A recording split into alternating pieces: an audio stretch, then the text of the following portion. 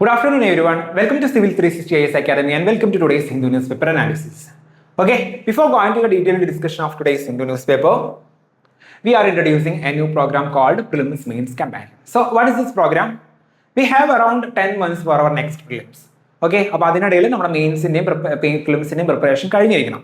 So അതുകൊണ്ട് തന്നെ ഒരു പ്രോപ്പർ സ്ട്രാറ്റജിയോട് കൂടി if you complete the 10 months നമുക്ക് അടുത്തൊരു എക്സാം ക്ലിയർ ചെയ്യാൻ ഭയങ്കര നല്ലൊരു ചാൻസ് ഉണ്ട്. So if you join this programme നമുക്കൊരു ഡെയിലി ഒരു ടൈം ടേബിൾ ഉണ്ടാവും.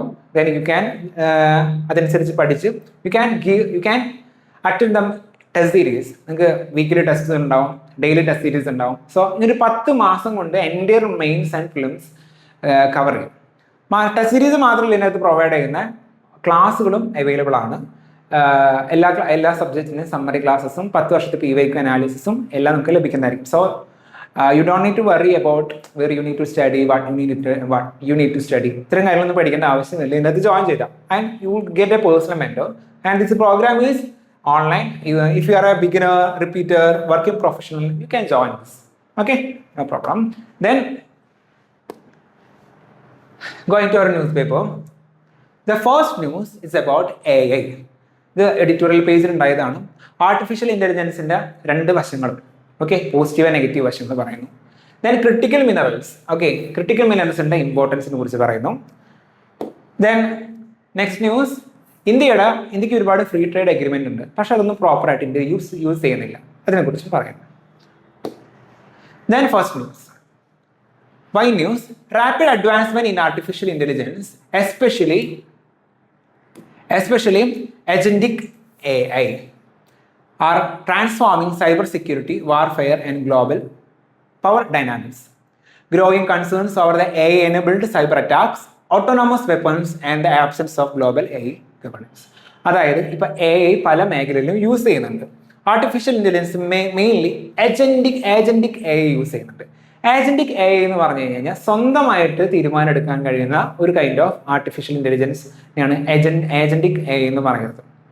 സോ നമുക്ക് ജനറൽ AI ഉണ്ട്, അതായത് നമ്മൾ സാധാരണ ഇപ്പോൾ എന്തെങ്കിലും ടെക്സ്റ്റ് കൊടുത്തു കഴിഞ്ഞാലോ അല്ലാന്നുണ്ടെങ്കിൽ ഇപ്പോൾ ലൈക്ക് ഫോട്ടോസോ വീഡിയോസോ കൊടുത്തു കഴിഞ്ഞാൽ അതിൽ മാറ്റം വരുത്തുന്നതാണ് ജനറൽ AI. സോ ഏജന്റിക് AIയുടെ വരവോടുകൂടി നമ്മുടെ പല മേഖലയും actually cyber security, warfare, global power dynamics ഈ മേഖലയിലൊക്കെ ഒരുപാട് മാറ്റം വരുന്നുണ്ട്. Okay, then AI and cyber security. AI powered malware can adapt, evade traditional security systems. അതായത് ഇപ്പം പല മാൽവെയർസ് ഉണ്ടാവും. അതായത് എന്താ മാൽവെയർ എന്ന് പറഞ്ഞാൽ മലീഷ്യസ് സോഫ്റ്റ്വെയർ ആണ്, പക്ഷേ അത് മോശം കാര്യങ്ങൾക്ക് വേണ്ടി യൂസ് ചെയ്യുന്നു. സോ ആർട്ടിഫിഷ്യൽ ഇൻ്റലിജൻസ് ഈ മാൽവെയറിൽ ഇൻക്ലൂഡ് ചെയ്യുമ്പോൾ അതിൻ്റെ ത്രെട്ട് ആക്ച്വലി കൂടുകയാണ്. നമുക്ക് ഒരുപാട് സെക്യൂരിറ്റി ഇഷ്യൂസ് നിലവിൽ വരുന്നുണ്ട്. ദെൻ സീറോ ഡേ വൾണറബിലിറ്റീസ്, അതായത് ഒരു സോഫ്റ്റ്വെയറിൽ നമുക്ക് ഇതുവരെ കണ്ടെത്താത്ത വൾണറബിലിറ്റീസ് ഉണ്ടാവും. ഇപ്പം ഏതെങ്കിലും നമ്മുടെ ഒരു ഡിഫൻസിൻ്റെയോ അല്ലാന്നുണ്ടെങ്കിൽ ഡിഫൻസ് മേഖലയിൽ വർക്ക് ചെയ്യുന്നതോ അല്ലാന്നുണ്ടെങ്കിൽ ഇപ്പം എവിടെയെങ്കിലും ഏതെങ്കിലും ഒരു മേഖലയിൽ വർക്ക് ചെയ്യുന്ന ഒരു സോഫ്റ്റ്വെയറിൽ എന്തെങ്കിലും പ്രശ്നം ഉണ്ടെന്നുണ്ടെങ്കിൽ അത് ആക്ച്വലി ആയിട്ട് നമ്മൾ ഐഡൻറ്റിഫൈ ചെയ്തിട്ടുണ്ടാവില്ല. പക്ഷെ ആർട്ടിഫിഷ്യൽ ഇൻ്റലിജൻസ് അത് ഐഡൻറ്റിഫൈ ചെയ്ത് ടാർഗറ്റ് ചെയ്യും ആ സോഫ്റ്റ്വെയറിനെ. അപ്പോൾ അതുപോലെയുള്ള പ്രശ്നങ്ങൾ ഇപ്പം നിലവിൽ ഉയർന്നു വരുന്നുണ്ട്. ദെൻ ഏജന്റിക് AIയും ജനറേറ്റീവ് AIയും തമ്മിലുള്ള വ്യത്യാസം നോക്കാം. ജനറേറ്റീവ് AI ഞാൻ പറഞ്ഞ പോലെ തന്നെ ലൈക്ക് ടെക്സ്റ്റ്, ഇമേജ്, കോഡ് ഇതൊക്കെ പ്രൊഡ്യൂസ് ചെയ്യാൻ വേണ്ടി ഉപയോഗിക്കുന്നത്. പിന്നെ ഏജന്റിക് AI എന്ന് പറഞ്ഞു കഴിഞ്ഞാൽ ഓട്ടോണമസ്ലി plan, decide and execute complex task. അതായത് സ്വയം ഡിസൈഡ് ചെയ്യാൻ പറ്റും, അതായത് എന്തൊക്കെ പ്ലാൻ ചെയ്യാൻ പറ്റും, ഡിസൈഡ് ചെയ്യാൻ പറ്റും, എക്സിക്യൂട്ടീവ് കോംപ്ലക്സ് ടാസ്കുകൾ സ്വയം ചെയ്യാൻ പറ്റുന്ന AI എന്ന് പറയുന്നതാണ് ഏജന്റിക് AI എന്ന് പറയുന്നത്. ഇത് ആക്ച്വലി സൈബർ അറ്റാക്ക് കൂട്ടാൻ വേണ്ടി സഹായിക്കും. അതായത് ഇപ്പോൾ നമുക്കൊരു ടാർഗറ്റ് ആണെങ്കിൽ AI തന്നെ തീരുമാനിക്കും ഇവിടെ എവിടെയാണ് വൾണറബിലിറ്റി ഉള്ളത്, അവിടെ കയറി അറ്റാക്ക് ചെയ്താൽ പോരെ എന്ന് പറയില്ലേ. അപ്പോൾ അതുപോലെ മുന്നോട്ട് പോകാൻ സാധ്യത. സോ മിലിറ്ററി അപ്ലിക്കേഷൻസിനെയും സൈബർ അറ്റാക്സിനും ഇത് ഒരുപാട് ഭീഷണി നേരിടുന്നുണ്ട്. Okay, then AI in modern warfare. ഇപ്പോൾ ആക്ച്വലി ആർട്ടിഫിഷ്യൽ ഇൻ്റലിജൻസ് നമ്മുടെ മിസൈൽ ഡിറ്റക്ഷനും അതിൻ്റെ ട്രജക്ടറി പ്രഡിക്ഷൻ, അത് ഇവിടെ ഏത് റൂട്ട് കൂടെ വരുന്നു, അല്ലെങ്കിൽ ഇൻ്റലിജൻസ് അനാലിസിസിനും പിന്നെ ഓട്ടോണമസ് വെപ്പൺ സിസ്റ്റത്തിലും നമ്മൾ ഒരുപാട് യൂസ് ചെയ്യുന്നുണ്ട് അറ്റാക്ക് ചെയ്യാനായിട്ട്. സോ ആർട്ടിഫിഷ്യൽ ഇൻ്റലിജൻസ് എന്ന് പറയുന്നത് വാർഫെയർ കൂടിക്കൊണ്ടിരിക്കുക. റീസെൻ്റ്ലി റഷ്യ യുക്രൈൻ വാറാന്ന് വിചാരിക്കാം. അവിടെയാണെങ്കിലും വെസ്റ്റേൺ ഏഷ്യൻ കോൺഫ്ലിക്ട്സിലാണെങ്കിലും ഇപ്പോൾ ഇറാനും US തമ്മിലുള്ള കോൺഫ്ലിക്റ്റ് ഇറങ്ങില്ലേ, അവിടെയാണെങ്കിലും ഇപ്പോൾ ഒരുപാട് ആർട്ടിഫിഷ്യൽ ഇന്റലിജൻസ് യൂസ് ചെയ്യുന്നുണ്ട്. ദെൻ എമർജിംഗ് സെക്യൂരിറ്റി കൺസേൺസ്, അതായത് ആർട്ടിഫിഷ്യൽ ഇന്റലിജൻസ് ഗവൺമെന്റ് മാത്രമല്ല യൂസ് ചെയ്യുന്നത്, പല മിലിറ്റന്റ് ഓർഗനൈസേഷൻസും റാഗ് ഗ്രൂപ്പ്സും അല്ലാന്നുണ്ടെങ്കിൽ നോൺ സ്റ്റേറ്റ് ആക്ടേഴ്സ് ലൈക്ക് ഈ പറഞ്ഞ പോലെ മിലിറ്റന്റ് ഗ്രൂപ്പ്സുകളൊക്കെ ഉപയോഗിച്ചിട്ട് അത് നമുക്കൊരു ത്രെഡായി വരുന്നുണ്ട്. ഗവൺമെന്റ് യൂസ് ചെയ്യുമ്പോൾ നമുക്കത് പോസിറ്റീവ് ആകുന്നുണ്ടെങ്കിലും ഓപ്പോസിറ്റ് ആൾക്കാർ യൂസ് ചെയ്യുമ്പോൾ becoming a threat because it risk. അതിന്റെ റിസ്കുകൾ പറയുകയാണെങ്കിൽ autonomous cyber attacks, AI enabled misinformation, algorithm bias, hallucination, algorithmic radicalisation, ഇതുപോലുള്ള പല ത്രെട്ടുകളും ഇതുവഴി നമുക്ക് നേരിടും. Okay, then global AI competition. ഇപ്പൊ നിലവിൽ ആർട്ടിഫിഷ്യൽ ഇന്റലിജൻസിന് USA അതുപോലെ തന്നെ ചൈനയും തമ്മിൽ നല്ല കോമ്പറ്റീഷൻ ഉണ്ട്. പിന്നെ leadership is becoming a source of economic technological and military power. Actually artificial intelligence എന്ന് പറഞ്ഞ മേഖലയിൽ ഒരുപാട് ലീഡർഷിപ്പ് കൊണ്ടുവന്നു കഴിഞ്ഞാൽ അവിടെ എക്കണോമിക് ഗ്രോത്തും ടെക്നോളജിക്കൽ ഗ്രോത്തും മിലിറ്ററി പവറും നമുക്ക് ഉറപ്പുവരുത്താൻ പറ്റും. Okay, so competition raises concerns over the technology theft and AI arms race. അത് AI ഡെവലപ്പ് ചെയ്യാൻ വേണ്ടിയിട്ടുള്ള ഒരു റേസിലാണ് എല്ലാവരും ഇപ്പം നിലവിൽ. ദെൻ ഗവേണൻസ് ചലഞ്ചസ്, അതായത് ഈ ആർട്ടിഫിഷ്യൽ ഇന്റലിജൻസ് ഇപ്പം നിലവിൽ നല്ല രീതിയിലല്ല അത് ഭരിക്കുന്നത്. അതായത് അതിന്റെ പ്രശ്നങ്ങളൊന്നും സോൾവ് ചെയ്യാൻ വേണ്ടി അല്ലെങ്കിൽ ഒരു വ്യക്തിക്ക് ആർട്ടിഫിഷ്യൽ ഇന്റലിജൻസ് കാരണം എന്തെങ്കിലും ബുദ്ധിമുട്ടുണ്ടായിട്ടുണ്ടെങ്കിൽ അതിന് ഗ്രീവൻസ് അതിനൊക്കെ പരിഹാരം കിട്ടാൻ വേണ്ടിയുള്ള സൊല്യൂഷൻ ഒന്നും ഇപ്പം നിലവിൽ പ്രോപ്പറായിട്ടില്ല. So we need for international AI governance, human oversight in defence system, അതായത് മനുഷ്യന്മാർ നോക്കണം. ഓക്കെ, അവരുടെ ഒരു ഓവർസൈറ്റും കൂടി ഇത്തരത്തിലുള്ള മേഖലയിൽ വേണം. എത്തിക്കൽ AI സ്റ്റാൻഡേർഡ്സും സൈബർ സെക്യൂരിറ്റി പോളിസി റിഫോംസും ഉണ്ടെങ്കിൽ മാത്രമേ ഈ ആർട്ടിഫിഷ്യൽ ഇന്റലിജൻസ് എന്ന് പറയുന്നത് പ്രോപ്പറായിട്ട് യൂസ് ചെയ്യാൻ പറ്റത്തുള്ളൂ. Then next news, this is about the critical minerals. The critical minerals have become the central to clean energy transition, industrial policy and national security. India is strengthening its strategy through the National Critical Mineral Mission and international partnership. അതായത് critical minerals എന്ന് പറയും. What are the critical minerals? അത് പറഞ്ഞിട്ട് നമുക്ക് മുന്നോട്ട് പോകാം. Critical minerals എന്ന് പറയുകയാണെന്നുണ്ടെങ്കിൽ the minerals essential for the electric vehicle, renewable energy, battery storage, semiconductors, defense manufacturing, electronics, AI, ഇതുപോലെയുള്ള മേഖലകൾക്ക് വളരെ ഇമ്പോർട്ടൻ്റ് ആയിട്ട് മിനറൽസ് ഏതൊക്കെയാണോ അതാണ് എന്ത് ക്രിട്ടിക്കൽ മിനറൽസ് എന്ന് പറയുന്നത്. അപ്പൊ അതിന് എക്സാമ്പിൾ പറയുകയാണെന്നുണ്ടെങ്കിൽ lithium, cobalt, nickel, copper, graphite, rare earth എലമെന്റ്സും ഇതെല്ലാം ക്രിട്ടിക്കൽ മിനറൽസ് ആണ്. So these are very very important minerals because the have a wider use in the cutting edge technologies. Okay, ഇതുപോലെ മേഖലയിൽ നമുക്ക് ഉപയോഗിക്കുന്നുണ്ട്. സോ ന്യൂസും അതാണ് പറയുന്നത്. അതായത് critical minerals have become a central to the clean energy transition, industrial policies and national security. Okay, ഇന്ത്യക്ക് ഒരു നാഷണൽ ക്രിട്ടിക്കൽ മിഷൻ ഉണ്ട്. അതിൻ്റെ പിന്നെ അതുപോലെ തന്നെ പല ഇന്റർനാഷണൽ പാർട്ണർഷിപ്പും ഇന്ത്യക്ക് ഉണ്ട്. സോ അത് സ്ട്രെങ്തൻ ചെയ്യണതിൻ്റെ ആവശ്യകതയെക്കുറിച്ചാണ് ഈ ഒരു ആർട്ടിക്കിൾ പറയുന്നത്. Okay, then global scenario. ഇപ്പൊ നിലവിൽ ഈ ക്രിട്ടിക്കൽ മിനറൽസ് എല്ലാതും ആക്ച്വലി കോൺസെൻട്രേറ്റഡ് ആണ് അതിന്റെ പ്രോസസ്സിങ്. അതായത് ചൈന എന്ന് പറയുന്ന രാജ്യം തന്നെയാണ് 70% ഓഫ് ദ മാർക്കറ്റ് ഷെയറും നമുക്ക് ഉള്ളത്. സോ എല്ലാ രാജ്യങ്ങളും ചൈനയെ ഡിപ്പെൻഡ് ചെയ്യേണ്ട ഒരു ആവശ്യകതയാണ്. സോ ചൈനയ്ക്ക് ഇപ്പം എന്തെങ്കിലും പ്രശ്നം വന്നെന്ന് വിചാരിക്കാം, ലൈക്ക് അവർ ഇപ്പോൾ ഇന്ത്യയും ചൈനയും തമ്മിലുള്ള ഇഷ്യൂ എന്ന് വിചാരിക്കുക, അല്ലെങ്കിൽ ഇന്ത്യയും US തമ്മിലുള്ള ഇഷ്യൂ എന്ന് വിചാരിക്കുക, ചൈന അത് എക്സ്പോർട്ട് ചെയ്യുന്നത് കുറയ്ക്കും അല്ലേ. സോ എക്സ്പോർട്ട് കൺട്രോൾ ഉണ്ടാവും, ജിയോ പൊളിറ്റിക്കൽ ടെൻഷൻസും അതിനെ ബാധിക്കുന്നുണ്ട്. Then growing demand may be lead to shortages. ഇപ്പൊ നല്ല രീതിയിൽ ഈ ക്രിട്ടിക്കൽ മിനറൽസ് ഡിമാൻഡ് വരുന്നുണ്ട്. അത് ഭാവിയിൽ കോപ്പറിനാണെന്നുണ്ടെങ്കിലും ലിഥിയത്തിനാണെങ്കിലും ഷോർട്ടേജ് ഈ നിയർ ഫ്യൂച്ചറിൽ തന്നെ നമുക്ക് വരാൻ സാധ്യതയുണ്ട്. സോ അത് പ്രശ്നമാകും. Then importance for India. Critical minerals are important for India for what? Net zero target 2070 ആകുമ്പോഴത്തേനും നമ്മൾ നെറ്റ് സീറോ അച്ചീവ് ചെയ്യും എന്ന് നമ്മൾ പറഞ്ഞിട്ടുണ്ട്. Then EV ecosystem, renewable energy, semi conductor manufacturing, ഇത്തരം എല്ലാ മേഖലകളിലും ഇപ്പൊ making India and advanced manufacturing, ഈ മേഖലയിലെല്ലാം നമുക്ക് വളരെ വളരെ ഇമ്പോർട്ടൻ്റ് ആയിട്ടുള്ള ഒന്നാണ് ഇന്ത്യ ക്രിട്ടിക്കൽ മിനറൽസ് എന്ന് പറയുന്നത്. India's mineral resources. ഇന്ത്യയിൽ ഇപ്പോൾ എത്രത്തോളം മിനറൽസ് ഉണ്ട് നോക്കുക. ഇതിൽ ഇന്ത്യയിൽ മെയിൻ ആയിട്ടുള്ളത് copper, graphite, nickel, cobalt, monazite മുതലായിട്ടുള്ള മിനറൽസ് ആണുള്ളത്. പക്ഷേ ഇന്ത്യ ഡിപ്പെൻഡ് ചെയ്യുന്നത് മെയിനായിട്ട് ഇമ്പോർട്ടിനെയാണ്. കാരണം പല മിനറൽസും നമുക്കില്ല. അപ്പോൾ നമ്മൾ പലതും ഇമ്പോർട്ട് ചെയ്യേണ്ടി വരും.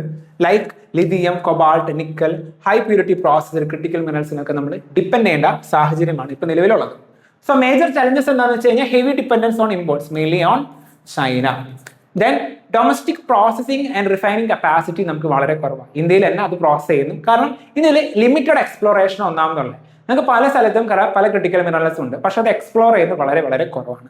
Then slow regulatory clearances, low private sector participation, then Chinese dominance in the global supply. ഇതെല്ലാം ഇപ്പൊ ഇന്ത്യ നേരിടുന്ന ചലഞ്ചാണ് in the field of critical minerals. So ഗവൺമെന്റിന്റെ ഇനീഷ്യേറ്റീവ് നോക്കുകയാണെങ്കിൽ first we have national critical mission.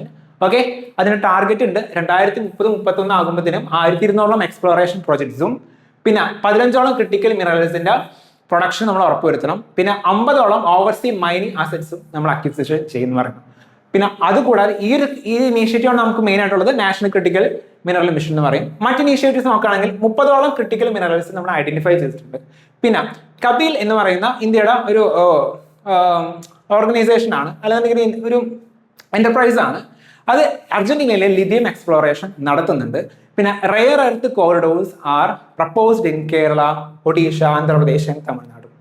അതുകൂടാതെ ഈ ഒരു മേഖലയിൽ, അതായത് ക്രിട്ടിക്കൽ മിനറൽ എന്ന് പറഞ്ഞ മേഖലയിൽ India US critical minerals and rare earth framework ഇന്ത്യയും US തമ്മിൽ സൈൻ ചെയ്തിട്ടുണ്ട്.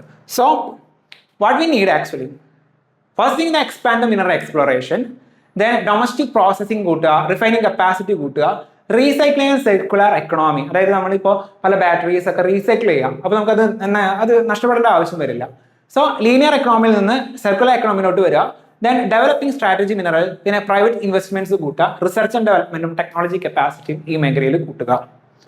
ഓക്കെ, ദെൻ ലാസ്റ്റ് ന്യൂസ്, അതായത് ഇന്ത്യ മറ്റു രാജ്യങ്ങളായിട്ട് ഫ്രീ ട്രേഡ് എഗ്രിമെന്റ്സ് ഉണ്ട്, UK, European union, UAE, Australia, New Zealand.